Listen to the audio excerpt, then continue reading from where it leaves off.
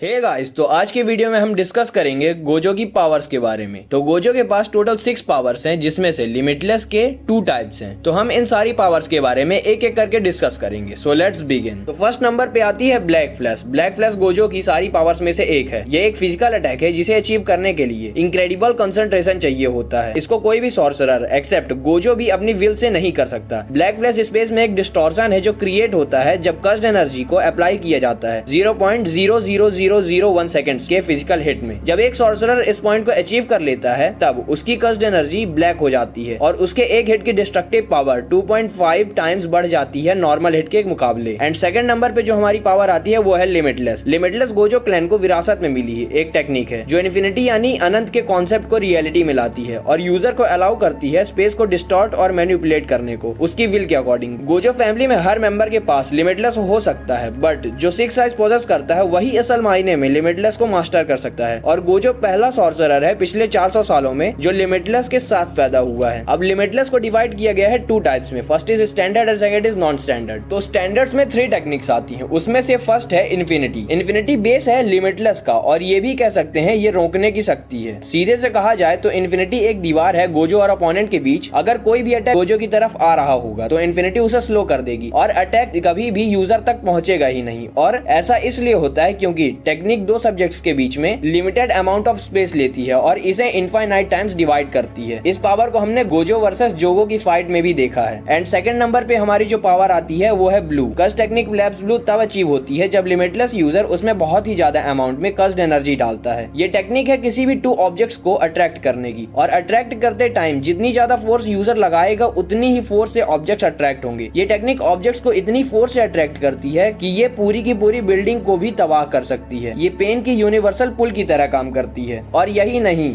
इस टेक्निक को यूज करके गोजो इतनी स्पीड से मूव कर सकता है जैसे वो टेलीपोर्ट कर रहा हो। जैसे गोजो ने यूजी को अपनी और जोगो की फाइट के बीच में टेलीपोर्ट कर दिया था और ये इसी टेक्निक की हेल्प से किया था उसने। एंड थर्ड नंबर पे हमारी पावर आती है वो है रेड। कस्ट टेक्निक रिवर्सल रेड को नेगेटिव कस्ट एनर्जी से अपोजिट रिवर्स कस्ट टेक्निक से जनरेट होने वाली पॉजिटिव एनर्जी से पावर मिलती है। ये अपोजिट है गोजो की कस्ट टेक्निक लैप्स ब्लू से। मींस ये चीजों को अट्रैक्ट करने की जगह ऑब्जेक्ट को रेपेल करती है, मतलब दूर भेजती है। ये यूजर की फिंगर की नोक पे एक बहुत ही छोटा मगर बहुत ही ज्यादा ब्राइट रेड ऑर्ब बनाती है और जब यूजर इसे रिलीज करता है तब इसका एक्सप्लोजन बहुत ही बड़ा होने के साथ साथ जाइगेंटिक शॉक वेव भी रिलीज करता है और टारगेट को बहुत ही दूर फेंक देता है। इसका आउटपुट गोजो की ब्लू टेक्निक से 2 टाइम्स ज्यादा होता है और इसे और ब्लू टेक्निक को हमने जेजे सीजन 2 में गोजो वर्सेस तोजी की फाइट में भी देखा है। एंड जो लास्ट में हमारी टेक्निक आती है वो एक नॉन स्टैंडर्ड टेक्निक है, उसका नाम है hollow purple. Hollow purple technique blue और रेड दोनों को मर्ज करके बनती है जिससे एक इमेजिनरी मास क्रिएट होता है और जो भी इसके रास्ते में आता है उसे ये खत्म कर देती है। रेड को सीखना बिग 3 फैमिली मेंबर्स के लिए भी बहुत ही टफ है, बट हॉलो पर्पल इतनी रेयर और कॉम्प्लेक्स है कि इसके बारे में गोजो क्लैन के 80% मेंबर्स को पता भी नहीं है। And now the third technique is 6 eyes. 6 eyes एक बहुत ही रेयर ऑक्यूलर जुत्सु है जो गोजो फैमिली को विरासत में मिला है और गोजो फर्स्ट पर्सन है पूरे 400 ईयर्स में जिसे ये 6 आइज मिली है और ये एक टाइम में सिर्फ एक ही पर्सन पॉजेस कर सकता है जो कि करंट में अपना गोजो है। ये गोजो का अलाउ करती है उसके लिमिटलेस को फुल पोटेंशियल में यूज करने को। 6 आइज यूजर को प्रोवाइड करती है vast perception and immense brain processing power और ये यूजर को अलाउ करती है लिमिटलेस की पावर्स को एटॉमिक लेवल पे मैनिपुलेट करने को। और 6 आइज यूजर की कस्ट एनर्जी को इतना इफिशिएंटली यूज करती है कि कभी भी 6 आई यूजर कस्ट एनर्जी से रन आउट नहीं होगा। और गोजो की आंख में ब्लाइंड फोल्ड लगे होने के बाद भी गोजो हर चीज इवन जिसके पास कस्ट एनर्जी बहुत ही कम अमाउंट में है उसे भी देख सकता है, वो भी एकदम क्लियर। एंड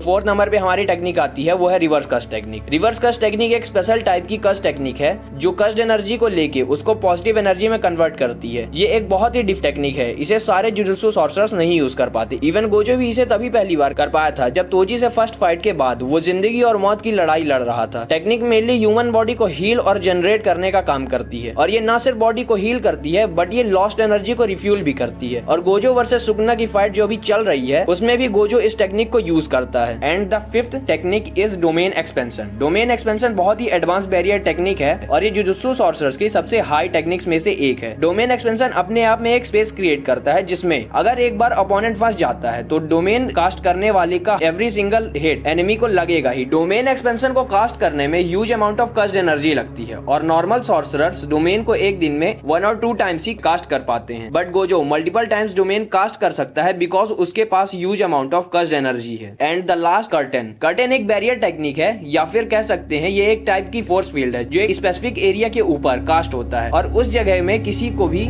बाहर के आदमी को अंदर आने से रोकता है। जैसे हमने देखा था गुडविल इवेंट के टाइम जब बैरियर कास्ट किया गया था स्पेशली गोजो को बैरियर के बाहर रखने के लिए। एक बैरियर और कर्टेन कितना स्ट्रॉन्ग होगा वो सॉर्सरर्स की स्किल में डिपेंड करता है। मींस जितना पावरफुल और स्किल्ड सॉर्सरर होगा उतना ही मजबूत उसका बैरियर होगा। और करंट में सबसे पावरफुल बैरियर टेंजन और केंजाकू बनाते हैं। सो गाइस ये थी हमारे गोजो की सारी पावर्स। और अगर इस वीडियो में मुझसे कोई मिस्टेक हो गई हो और अगर आपके पास कुछ और इन्फॉर्मेशन हो इस वीडियो से रिलेटेड तो आप मुझे कमेंट्स में बता सकते हैं। Till then bye bye.